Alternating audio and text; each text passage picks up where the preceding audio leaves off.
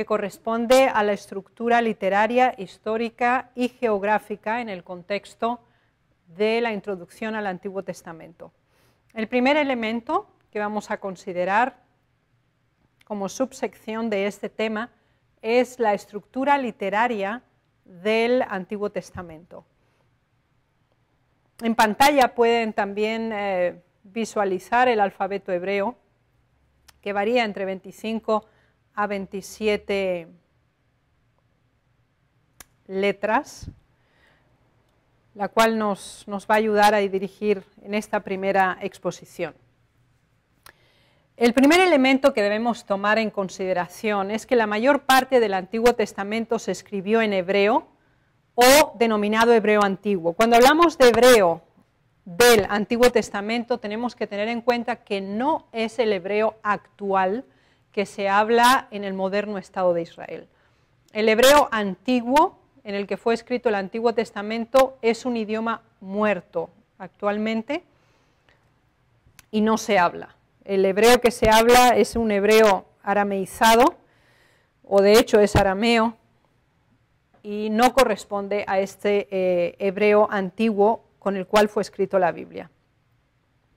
El hebreo antiguo, obviamente, pertenece a la familia de los antiguos idiomas semíticos.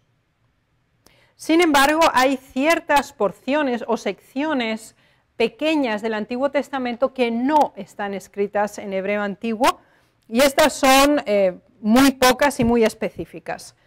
Encontramos en Esdras, capítulo 8, versículo 8, capítulo 4, versículo 8 de Esdras, ese versículo está escrito en arameo. También en Esdras, capítulo 6, versículo 18, está escrito en arameo. Y también en Esdras capítulo 7, versículos 12 al 26 están escritos en arameo. Además, en el libro de Daniel, en el capítulo 2, versículo 4, y Daniel 7, versículo 28, encontramos citas en arameo en esos dos versículos. Y dos citas más en arameo se encuentran en Jeremías, capítulo 10, versículo 11, y la última de ellas está en Génesis, capítulo 31, versículo 47, que de hecho es una sola palabra en arameo. Así que genéricamente podemos decir que todo el Antiguo Testamento, con la excepción de estas citas mencionadas, ha sido escrito íntegramente en hebreo antiguo. Como se ha dicho, el hebreo antiguo corresponde a la familia de los antiguos idiomas semíticos, y con el fin de saber qué es un idioma semítico y cuál es el origen, las Sagradas Escrituras nos dan la respuesta. Y para ello vamos a ir a Génesis, capítulo 10, versículos 21 al 31. No vamos a leerlos todos, pero sí en el versículo 21 encontramos que también le nacieron hijos a Sem, padre de todos los hijos de Eber y el hermano mayor de Jafet. Y en la última cita, en el 31, dice: estos fueron los hijos de Sem por sus familias, lenguas, tierras y naciones. Así que las lenguas semitas se refieren a todas las lenguas habladas por los descendientes de Sem, uno de los hijos de Noé, que encontramos descritos en sus descendientes en Génesis 10, que se llega obviamente hasta Abraham y de ahí en adelante al resto de los patriarcas del pueblo de Israel. Esto incluye naciones como los elamitas, como los asirios, como los arameos, etc. Todos ellos eran pueblos que hablaban lengua semítica. Las Sagradas Escrituras definen el idioma hebreo en formas interesantes. Y estas expresiones bíblicas son usadas para el idioma hablado por los israelitas en el Antiguo Testamento. Y deseamos mencionar tres de ellas. Encontramos la primera en Segunda de Reyes, capítulo 18. Segunda de Reyes, capítulo 18, versículos 26 y 28. La palabra de Dios dice así: Entonces dijo Eliakim, hijo de Hilcías, y Sebna y Joá, el Rabsacés: te rogamos que hables a tus siervos en arameo, porque nosotros lo entendemos, y no hables con nosotros en lengua de Judá, a oídos del pueblo que está sobre el muro. Y ahora el versículo 28. Entonces el Rabsacés se puso en pie y clamó a gran voz en lengua de Judá, y habló diciendo: oíd las palabras del gran rey, el rey de Asiria. Así pues, aquí se presenta el idioma hablado en tiempo del rey Ezequías como la lengua de Judá. Otras versiones también le llaman judaico. En esta ocasión sabemos que Sennacherib había invadido Judá y pretendía tomarla, y obviamente pretendía atemorizar a los pobladores, y para ello presentó un discurso. Y aquí se nos dice que por favor no lo haga que lo haga en arameo y que no lo haga en judaico o la lengua de Judá. Así, en ese sentido, aquí tenemos esa primera terminología que hace referencia directa al idioma y cómo éste era denominado en el tiempo del reino de Judá. Queremos leer otra cita más en Nehemías 13:24. Nehemías capítulo 13, versículo 24, nos dice lo siguiente: y la mitad de sus hijos hablaban la lengua de Asdod, porque no sabían hablar judaico, sino que hablaban conforme a la lengua de cada pueblo. En este capítulo se nos habla de la reforma realizada por Nehemías, después ya de que parte de los exiliados regresaron, y considerando los matrimonios mixtos que se habían formado, aquí se nos dice que los hijos, o sea, los niños, los jóvenes, no hablaban la lengua judaica. Aquí le llaman judaica, hablar judaico, y así es como lo consideraban la lengua que hablaba el pueblo también que regresó después del cautiverio babilónico. Otra forma más en que se denominaba el idioma en que fue escrito la Biblia lo encontramos en Isaías capítulo 19, versículo 18. Isaías 19, 18 nos dice: en aquel tiempo habrá 5 ciudades en la tierra de Egipto que hablen la lengua de Canaán y que juren por Jehová de los ejércitos. Una será llamada la ciudad de Eretz. Así que también se llamaba la tierra, en relación a la tierra de Canaán, también la lengua de Canaán. Estas son las terminologías que encontramos en relación a las expresiones bíblicas usadas para el idioma hablado por los israelitas en el Antiguo Testamento y también al idioma en el cual se escribió. Así que, a modo de síntesis, podemos decir, la mayor parte del Antiguo Testamento está escrito en hebreo antiguo, considerado actualmente un idioma muerto, considerando, valga la redundancia, ciertas excepciones que están escritas en arameo. Las características generales del hebreo. Esta presentación no pretende en ningún momento dar una clase de hebreo, sino simplemente ofrecer las generalidades básicas necesarias para poder tener una mejor comprensión del Antiguo Testamento. La primera característica del idioma hebreo es que es leída de derecha a izquierda. Es interesante que cuando uno toma un Antiguo Testamento hebreo, un occidental obviamente lo abriría desde el frente, mientras que el Antiguo Testamento se abre de atrás hacia adelante. Y también se lee de derecha a izquierda en lugar de izquierda a derecha como nosotros leemos. Considerando que el hebreo antiguo también solo constaba de consonantes. Todo el alfabeto está relacionado con las consonantes, sin vocales. Esto ha traído varios problemas y dificultades a nivel de traducción, pero después hablaremos de esto cuando nos referamos al canon. Otra característica importante que se debe conocer es que la estructura de la oración hebrea es generalmente muy simple, pues se conforma de oraciones cortas y que generalmente están relacionados por un I, simplemente, una Y. La inflexión verbal, por su parte, expresa solo acción en términos de ser esta completa o incompleta, nunca en el sentido presente, pasado o futuro. El tiempo es tácito y no explícito. ¿Qué quiere decir esto? Que cuando se necesita determinar un momento específico, en muchas traducciones, algo que es del pasado está traducido como si fuera presente. Ahora, no es un error del traductor. Es una cuestión de la estructura verbal hebrea, que se deducía si era pasado o presente en función de diversos elementos que también vamos a considerar cuando hablemos del canon.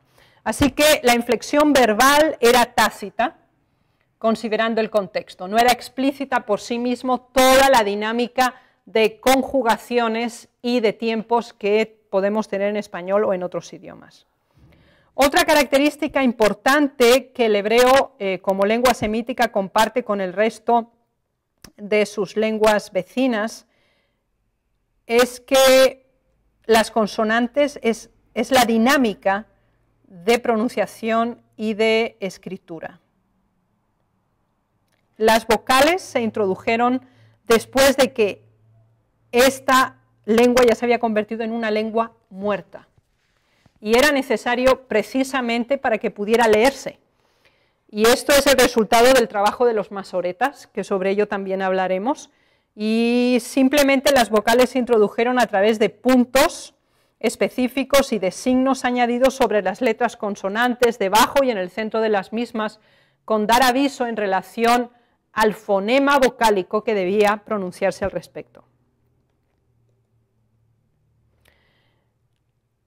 En el desarrollo del idioma hebreo se constatan dos etapas fundamentales.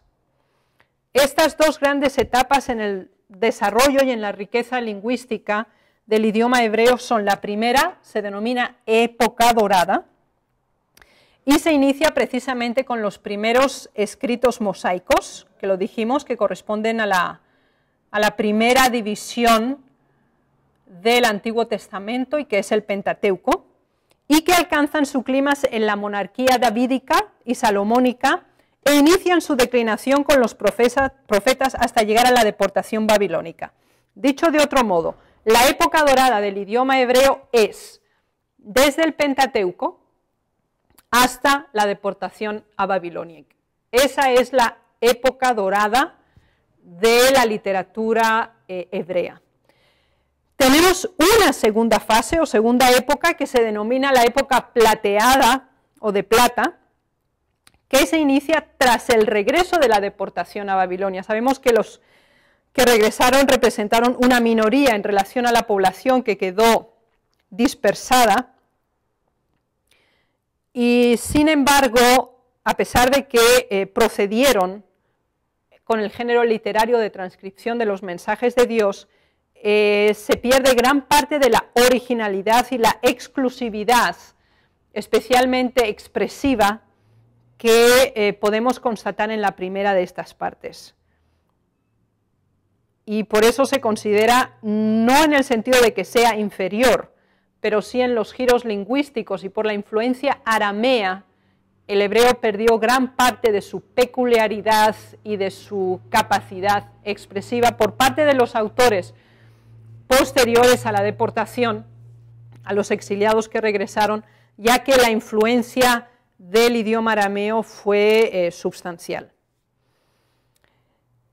En relación a la escritura, es algo realmente milagroso, porque el Señor actúa en forma especial para que los semitas que vivían en el Sinaí inventaran un sistema de escritura, que es ese alfabeto que se mostró al principio, que varía aproximadamente de 25 a 27 caracteres.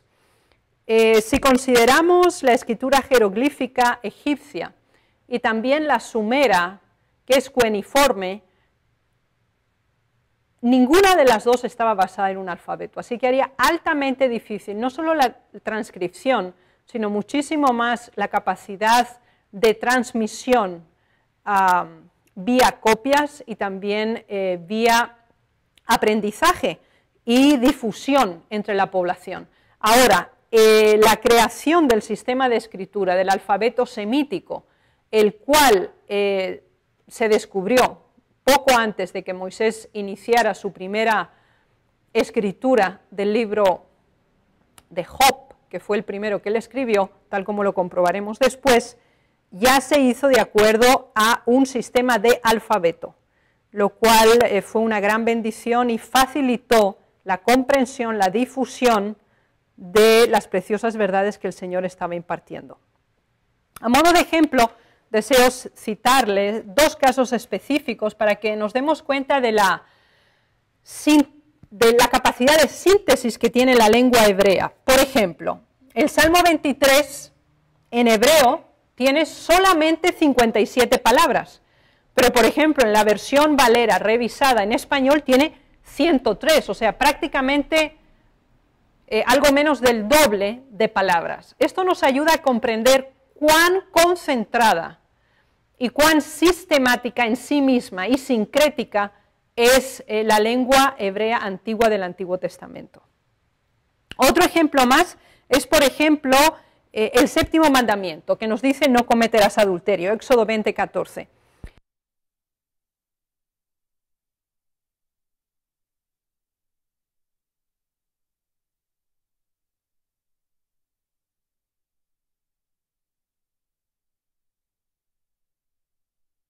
Pueden ver en pantalla, esa síntesis es altamente constatable a lo largo de todo el Antiguo Testamento. Inclusive cuando se disponen de una Biblia interlineal y deciden consultar directamente los textos en hebreo. Permítanme un momento, debemos introducir una pausa a causa del micrófono. Gracias.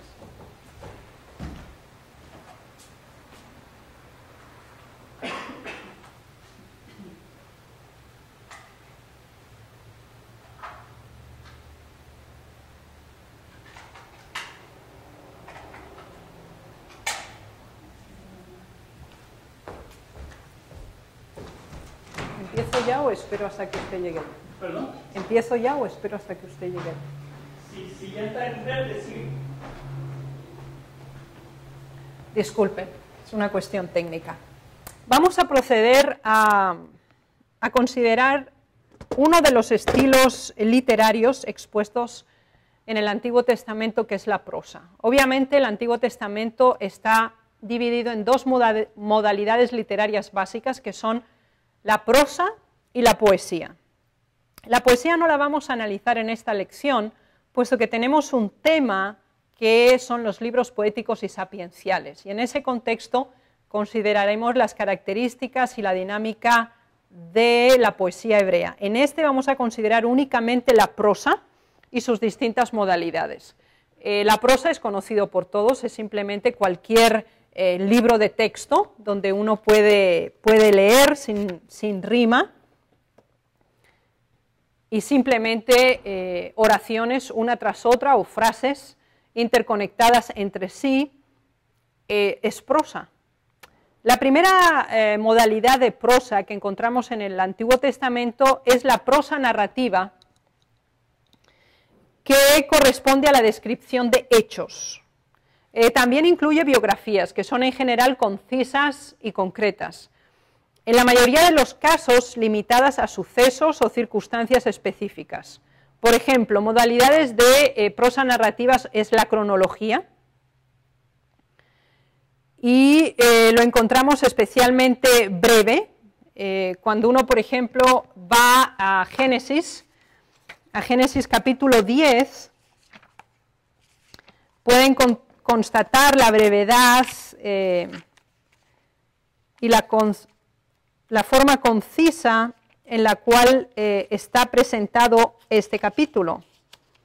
Génesis capítulo 10.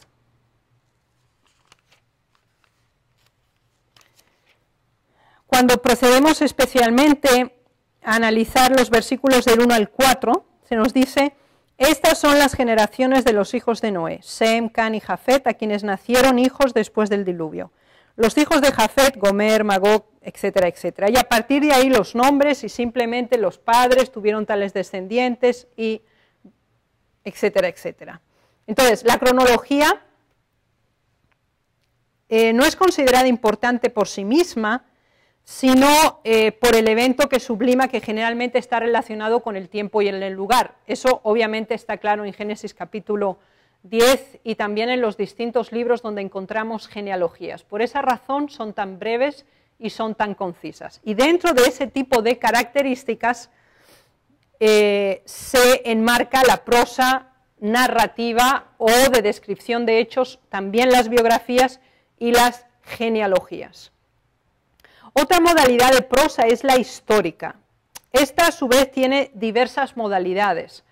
La primera es la prosa bélica, que es la descripción de guerras de conquista, ofensivas o defensivas, y encontramos libros especialmente como Josué o Jueces, que combina ambas prosas. Tenemos tanto la prosa narrativa como también tenemos la prosa bélica. Tenemos la prosa monárquica, que es la exposición de los libros de reyes y crónicas, que tienen un estilo propio, así como una estructura interna predeterminada. Lamentablemente, por la traducción se ha perdido la posibilidad de poder captar la diferencia en cada una de estas prosas, pero sí queremos dar algunos ejemplos, de modo que quizás se facilite el proceso. Y vamos a ir al libro de Crónicas, por ejemplo, y aquí tenemos una dinámica muy clara. Por ejemplo, vamos a 2 de Crónicas, capítulo 33, versículos 21 al 25, tenemos el reinado de Amón, un reinado obviamente desafortunado, pero siempre tiene una misma dinámica. Se dice siempre cuántos años tenía el rey cuando comenzó a reinar, cuánto tiempo reinó, se nos dice si hizo lo bueno o hizo lo malo, y si hizo algo malo se dice especialmente qué es lo que hizo malo o lo que fue más evidente, y se hizo lo bueno también. Hace siempre, o no siempre, pero en la mayoría de los casos, una referencia a su antepasado, siempre cuál fue su relación con Dios, cómo terminó su reinado y las consecuencias que quedaron acerca de su reinado. Y esto está en forma sistemática, es una estructura. Y esa modalidad es propia por sí misma, tiene esta estructura interna que está predeterminada en relación a la prosa monárquica. Si vamos, por ejemplo, a considerar la prosa bélica, es muy interesante ir, por ejemplo, a Josué, y entonces encontramos descripciones de las conquistas realizadas. Por ejemplo, en Josué capítulo 15 tenemos el territorio de Judá y los límites que le correspondieron como tribu después de la distribución del territorio, sus límites geográficos dentro de la que era antes Canaán y en relación a las otras tribus, y después nos habla estrictamente en la segunda parte de la conquista realizada por Caleb. Y la descripción de cómo él conquistó tierras específicas corresponde a esa dinámica de prosa bélica. Y después tenemos la lista de las ciudades de Judá, todas las ciudades que correspondían, que es bastante semejante al estilo de las genealogías o las cronologías. Así pues, aunque quizás se ha perdido, y de hecho así es, gran parte de la belleza de la diferencia de estilos dentro de la prosa, si el lector y el estudiante de la Biblia es cuidadoso, sí puede captar ese cambio en el modo de la descripción, en la ausencia prácticamente de adjetivos y en la prontitud o la celeridad de la descripción, juntamente con la brevedad de las frases, reducidas muchas veces a meros términos, nombres o descripciones altamente breves. Este tipo de prosa, al ser leído, le daba una gran dinámica. Cuando hablamos, por ejemplo, de la prosa bélica y leemos una descripción de una guerra o de cómo la guerra se llevó a término, las frases son muy cortas, lo cual hace que se lea más rápido y se hagan más pausas, lo cual le da un sentido de interés, de celeridad y de mayor atracción a la lectura. Así que existe esa dinámica, la daba el propio idioma por la estructura de frases. Lamentablemente no podemos constatarlo en este momento, por que la dinámica de nuestro idioma, en este caso el español, es completamente diferente. Una tercera grupo de prosa es la prosa profética. Esta es generalmente la que es usada por los profetas, cuando dicen, y el Señor me mostró, y da la descripción de la visión o del sueño, y generalmente después sigue una analogía o una explicación aplicativa a la situación. Generalmente tienes también una dinámica propia, y queremos leer algunos ejemplos al respecto. Vamos a ir al libro de Isaías, que es muy claro en este tipo de descripciones.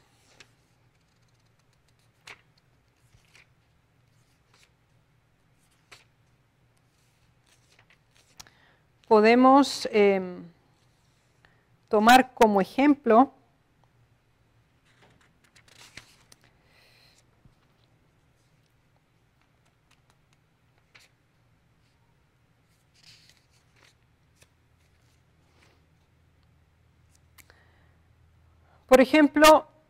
algo muy breve, es en Isaías, capítulo 21, de los versículos 13 al 17, tenemos la profecía sobre Arabia.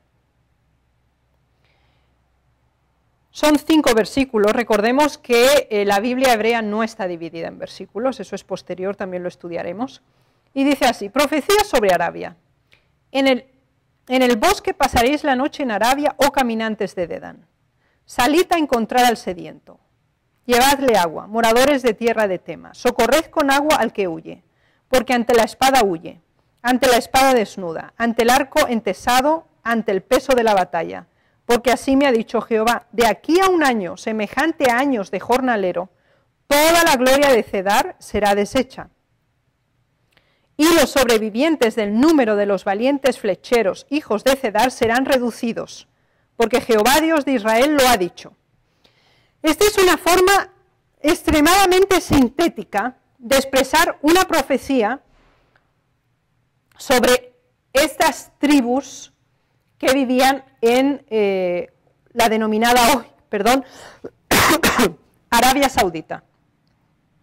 Y veamos la forma de descripción. Dice: en el bosque pasaréis la noche en Arabia, o caminantes de Dedán. De hecho, el texto original es en poesía, esta sección, por eso tenemos esas frases tan entrecortadas. Pero cuando leemos, como sería en este caso prosa poética, nos damos cuenta de la dinámica, porque se habla en el bosque, en el desierto, en la tierra, en la batalla, como días de jornaleros, como el flechero. Así que para nosotros comprender bien esto, tenemos que leerlo varias veces y entender todos los personajes que están envueltos, comprender el territorio al cual el mensaje se está refiriendo, porque las frases son altamente cortas y no están siempre relacionadas entre sí, como una oración yuxtapuesta. y por esa razón esta prosa poética profética es difícil de entender, no solamente con una lectura es suficiente, considerando además que está altamente codificada, porque nosotros tenemos que entender quiénes son los caminantes de Dan, de qué están huyendo, qué se considera por años de jornalero, dónde está Cedar. Toda esta codificación es necesaria para dar la fluidez, la agilidad de esta prosa poética profética. Como otro tipo de prosa tenemos la prosa discursiva o la compilación de mensajes, que son originalmente orales y que después pasan a tomar la forma escrita. Esto lo encontramos, por ejemplo, en el libro de Deuteronomio, que por autonomasia es un libro compuesto de los discursos básicos que Moisés presentó ante el pueblo antes de despedirse de él, poco antes de que ellos también procedieran a entrar en la Canaán prometida. Y este libro, que se conforma de esos discursos presentados, obviamente primero fue una presentación oral que después fue transcrita. Y ya el versículo 1 nos lo dice claramente, dice: estas son las palabras que habló Moisés a todo Israel a este lado del Jordán en el desierto. Y cuando vamos a la parte final del libro, cuando estudiemos Deuteronomio en detalle, consideraremos cada uno de las partes del libro, que corresponden obviamente a los discursos. Termina con la bendición, y vamos a Deuteronomio 33, donde dice: esta es la bendición con la cual bendijo Moisés, varón de Dios, a los hijos de Israel antes que muriese. Así que esta prosa discursiva, que de hecho es una compilación de mensajes, lo encontramos reiteradamente también en las Sagradas Escrituras, mensajes que fueron originalmente orales y que después fueron transcritos. Como quinta modalidad de prosa encontramos la de viaje, que incluye todas las narraciones de ruta, de acuerdo a días y acontecimientos en un orden relativo. Un libro por autonomasia que nos ayuda a comprender este tipo de prosa es precisamente el libro de Números. El libro de Números intenta llevar una cronología relativa dentro del contexto de ese momento, desde la salida del Sinaí. Vamos a considerarlo un momento. Acompáñenme por favor a Números capítulo 1:1, dice así: habló Jehová a Moisés en el desierto de Sinaí, en el tabernáculo de reunión, en el día primero del mes segundo, en el segundo año de su salida de la tierra de Egipto.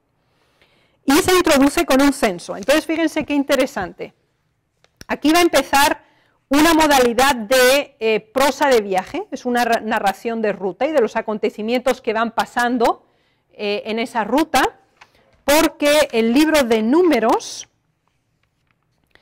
en el capítulo 36, versículo 13, nos dice: estos son los mandamientos y los estatutos que mandó Jehová por medio de Moisés a los hijos de Israel en los campos de Moab, junto al Jordán, frente a Jericó. Así que en el capítulo 1, versículo 1, es justo, ellos se encontraban en el desierto de Sinaí, después de que hacía 2 años que habían salido de Egipto, y aquí en el versículo 13 ya estaban ahora en los campos de Moab, junto al Jordán, estaban frente a Jericó. Así que en este libro no solamente encontramos combinada la prosa de viaje, no solamente encontramos la prosa narrativa, sino que también encontramos la cronológica, además de la combinación de la prosa didáctica, que es nuestra tercera categoría, la prosa didáctica, la cual incluye instrucciones y aclaraciones acerca de la relación de Dios y el ser humano. Lo encontramos en el libro de Números, pero el libro más significativo al respecto sería el libro de Levítico, precisamente porque incluye en sí toda la estructura sacerdotal y de práctica del santuario en cada una de sus diversificaciones. La prosa poética, ya habíamos dicho, es la combinación de diferentes estilos y generalmente se hace para enfatizar o embellecer un mensaje. Generalmente después de un gran evento, como sería por ejemplo Éxodo 15, en Éxodo 15 encontramos el cántico de Moisés y lo encontramos precisamente después de que los israelitas cruzan el Mar Rojo y que los soldados, todo el ejército egipcio es ahogado por el Mar Rojo. Y precisamente después se introduce ese otro capítulo que es una prosa poética. En pantalla pueden ver una sección del libro de Isaías, de una reproducción de uno de los manuscritos más antiguos encontrados, obviamente está ampliado y altamente reconstruido, pero para que sí tengan una idea de las transcripciones y la modalidad de escrito. Teniendo estos principios básicos del hebreo, queremos proceder a considerar nuestra segunda subdivisión, que es la estructura histórica dentro del Antiguo Testamento. Y la presentación va a consistir en presentar cada uno de los libros del Antiguo Testamento considerando la etapa histórica que cubren. De ese modo tendremos una percepción más clara de la época histórica en la que nos estamos moviendo. Les recomiendo enfáticamente que consulten el libro Introducción al Antiguo Testamento, volumen 1, y específicamente el capítulo Historia, parte primera, que es la página 49. Y aquí van a constatar varios elementos importantes, además de considerar las civilizaciones que influyeron directamente en la historia del pueblo de Israel, el pueblo de Dios en ese tiempo. Cuando nos vamos a Génesis nos encontramos con una gran dificultad y es precisamente la datación. Ninguno de nosotros sabemos cuánto tiempo pasó desde la creación de este mundo, el establecimiento de Adán y Eva en el paraíso y la caída de ellos. Sin embargo, el Señor sí nos ofrece información que nos puede ayudar a establecer cronológicamente elementos que nos van a ayudar a ordenar parte de esta datación. Y fundamentalmente, Génesis capítulo 5 nos es de gran ayuda, ya que es el momento en que encontramos un primer enmarcamiento temporal. Génesis capítulo 5, versículos 1 al 3. Nos dice así, perdón, este es el libro de las generaciones de Adán. El día en que creó Dios al hombre, a semejanza de Dios lo hizo. Varón y hembra los creó y los bendijo. Y llamó el nombre de ellos Adán, el día en que fueron creados. Y vivió Adán 130 años y engendró un hijo a su semejanza, conforme a su imagen, y llamó su nombre Set.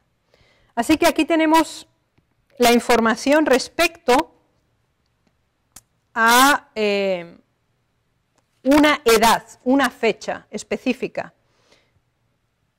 No se nos habla de Abel, obviamente, porque ya había fallecido, lo tenemos en el capítulo 4. Caín lleva otra genealogía diferente. Y aquí se nos dice que Adán ya había vivido 130 años cuando Set nació. Y después que engendró a Set, esto en el versículo 4, vivió aún 800 años. Y el versículo 5 nos dice cuáles fueron los años totales de Adán. Fueron 930 años. Y de ahí todo el capítulo 5 sigue en adelante estableciendo los años de los diversos descendientes de Adán. En relación a esta primera genealogía, nos ofrece información y nos ayuda grandemente, lo cual nos permite poder situar la etapa que cubre el libro de Génesis del 4000 al 1689 a.C. Este es el libro de toda la Biblia que ocupa el periodo de tiempo más grande y le sigue Apocalipsis. Así que el primer libro de la Biblia y el último de la Biblia son los que cubren el periodo de tiempo más grande de la historia de este mundo. Y de ahí en adelante podemos constatar que el resto de los libros que componen el Pentateuco, como son Éxodo, Levítico, Números y Deuteronomio, ocupan espacio de tiempo bastante reducido, con la excepción de Éxodo. El mayor de ellos y más breve dentro del Pentateuco es el libro de Levítico, que prácticamente ocupa un año de tiempo, ocupa esa etapa. La próxima sección que le sigue sería Éxodo y después Números, que obviamente cubre un periodo de tiempo mucho más grande y es toda la peregrinación también del pueblo de Israel. Y Deuteronomio sería el más breve por sí mismo, ya que, como decíamos, es justamente el libro que resume los discursos de despedida de Moisés. Tenemos a continuación los libros número 6 hasta 17, que incluyen también periodos específicos de tiempo siempre. Así que reiteramos que el libro de Génesis es uno de los más conflictivos en ese sentido, por las razones que ya se han expuesto. No vamos a analizar en este momento la autoría de los libros, eso lo haremos cuando trataremos cada uno de los libros en sí. Es la etapa histórica la que más nos interesa en este momento y por eso hemos establecido estos periodos que obviamente son muy flexibles. Consideremos que en historia antigua el calendario y el cómputo de los años es realmente muy difícil, considerando las diversas versiones que existen. Y por esa razón, todas las fechas que están aquí son aproximadas, así que ruego que en ningún momento se consideren como finales y definitivas, porque no es así. Son siempre aproximadas y están relacionadas con los eventos básicos que están incluidas en el libro, y se ha intentado de algún modo tomar en consideración estos aspectos. En relación al tiempo y a estas etapas que estamos considerando aquí, es muy importante analizar algunos aspectos en cómo se definía el tiempo y también la datación, y para ello les recomiendo que me acompañen a la página 27 del tomo 1 de Introducción al Antiguo Testamento. La consideración de los años es algo muy relativo en relación al cómputo hebreo, ya que era diverso del egipcio y también del babilónico, aunque era más semejante al sumero.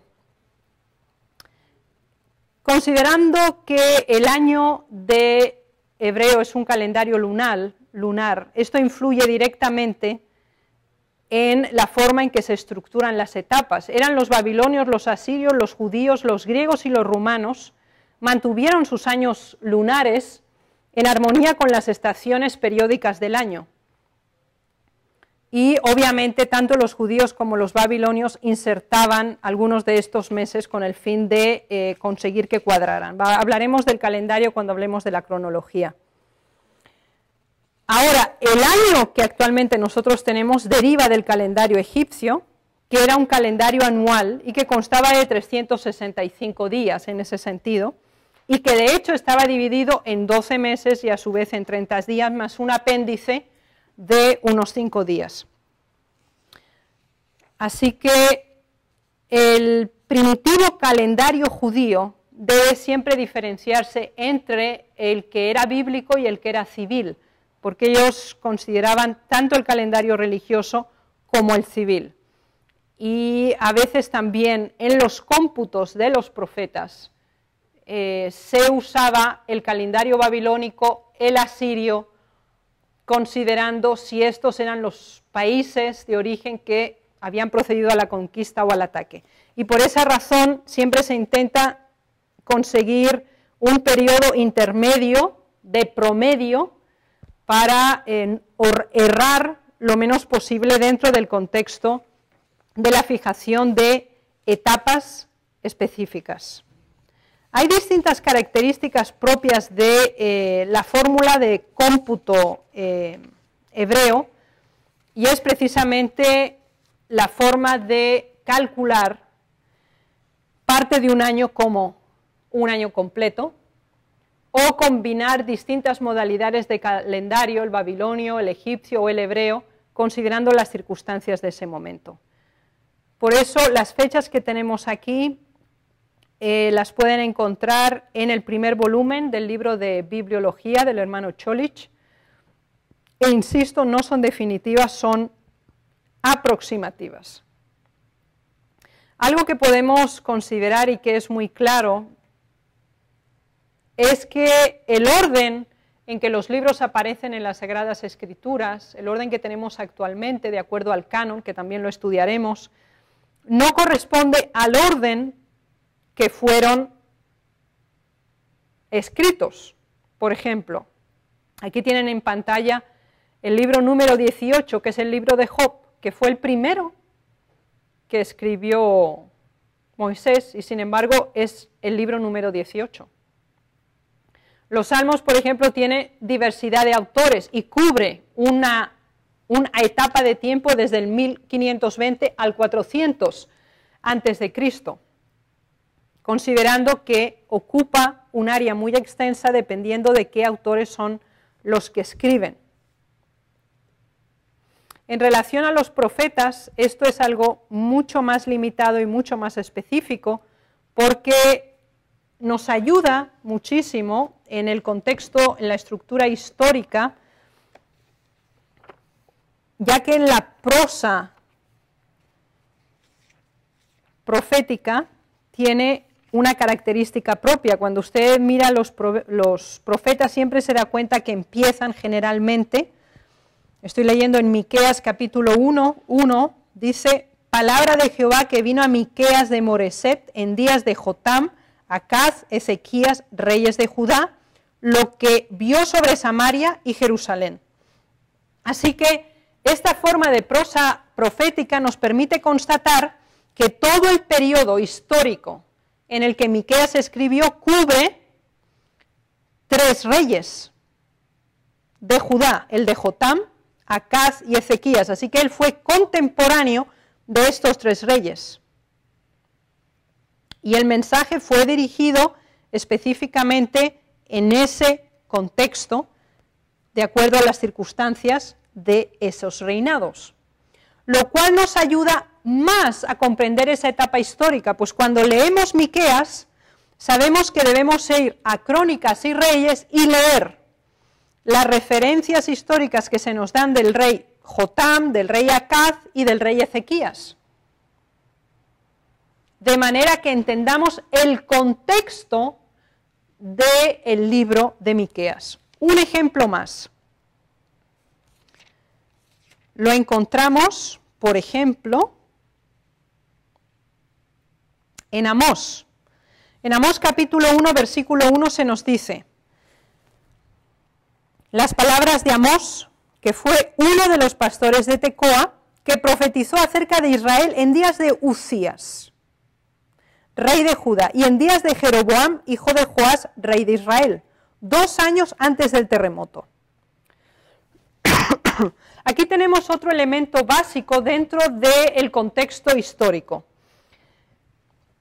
El profeta nos dice que él empezó a escribir 2 años antes del terremoto. Así que ese es un elemento histórico básico para enmarcar históricamente, valga la redundancia, este escrito. Además nos dice que él fue contemporáneo del rey Uzías de Judá y de Jeroboam, hijo de Joás, rey de Israel. Así que automáticamente cuando se lee este libro hay que leer en Reyes y en Crónicas el comentario respectivo de Uzías y de Jeroboam, de ambos, ya que es el único modo de poder interrelacionar estos mensajes. Así pues, en la estructura histórica debemos considerar que en ningún momento los libros del Antiguo Testamento están colocados en orden cronológico. En ningún momento están escritos de acuerdo a cuándo se escribieron. Un ejemplo más que podemos tomar en consideración es al leer, también siempre al principio, porque es prosa profética, Isaías capítulo 1, versículo 1, dice: visión de Isaías, hijos de Amoz, la cual vio acerca de Judá y Jerusalén, en días de Uzías, Jotam, Acaz y Ezequías, reyes de Judá. Así que nos damos cuenta que desde el rey Uzías hasta el rey Ezequías, Isaías estuvo actuando como profeta.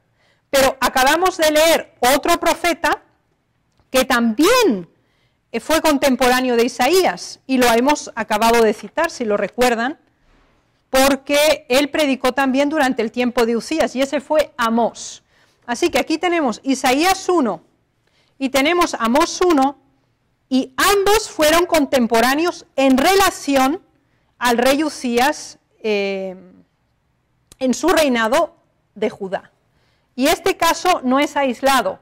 Hay varios casos en que profetas coinciden con épocas del mismo reinado y en circunstancias semejantes, aunque sus mensajes son complementarios.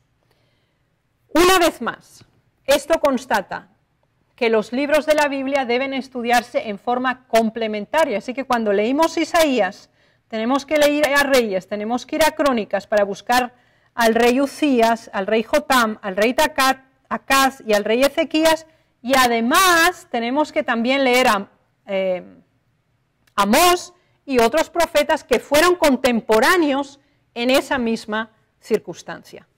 Lo cual nos ayuda a entender, 1, que la estructura histórica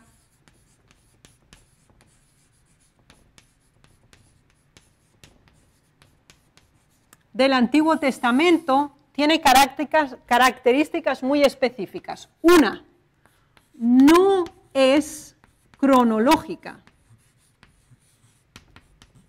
Esto no es un punto que de algún modo perjudique o cuestione la fidelidad de las Sagradas Escrituras, sino todo lo contrario.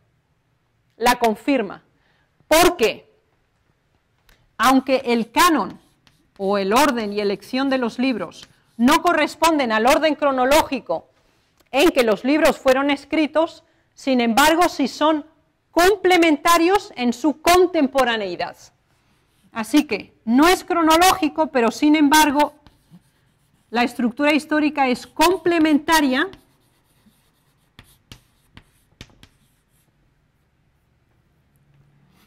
y como tercera característica, además de que se complementan, se amplían.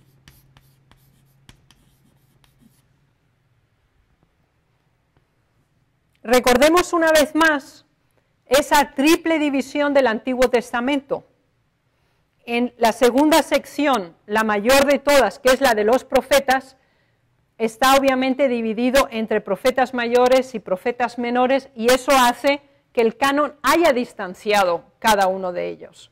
Pero en esos casos específicos, por ejemplo, sabemos que en el caso del rey Uzías, que hemos tratado, por ejemplo, para tener el contexto histórico y la estructura histórica de este reinado, tenemos que leer Reyes, tenemos que leer Crónicas,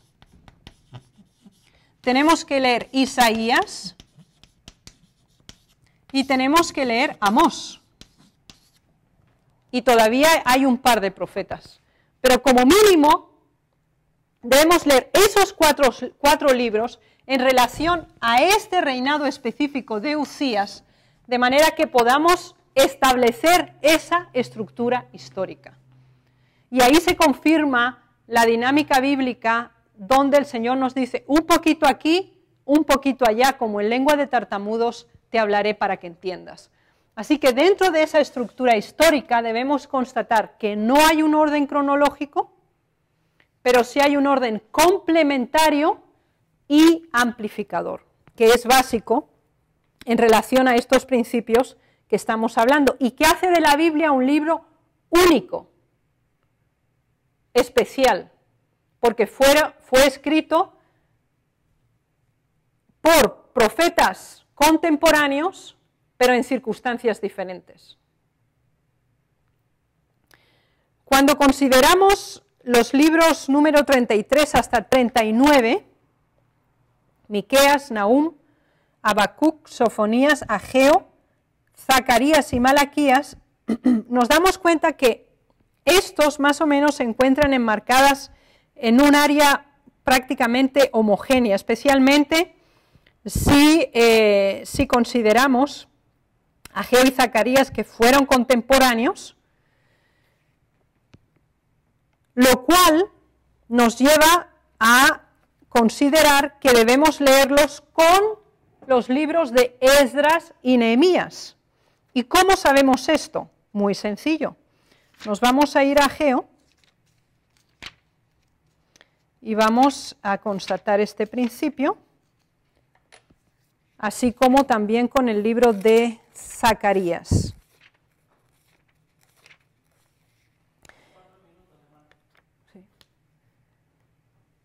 En Ageo se nos habla del rey Darío y enmarca el momento histórico del imperio medo-persa, lo cual nos lleva automáticamente a los libros de Esdras, Nehemías y ya con una extensión más amplia también el libro de Esther. Haremos una pausa aquí y continuaremos después de la presentación del hermano Idel Suárez. El Señor les bendiga.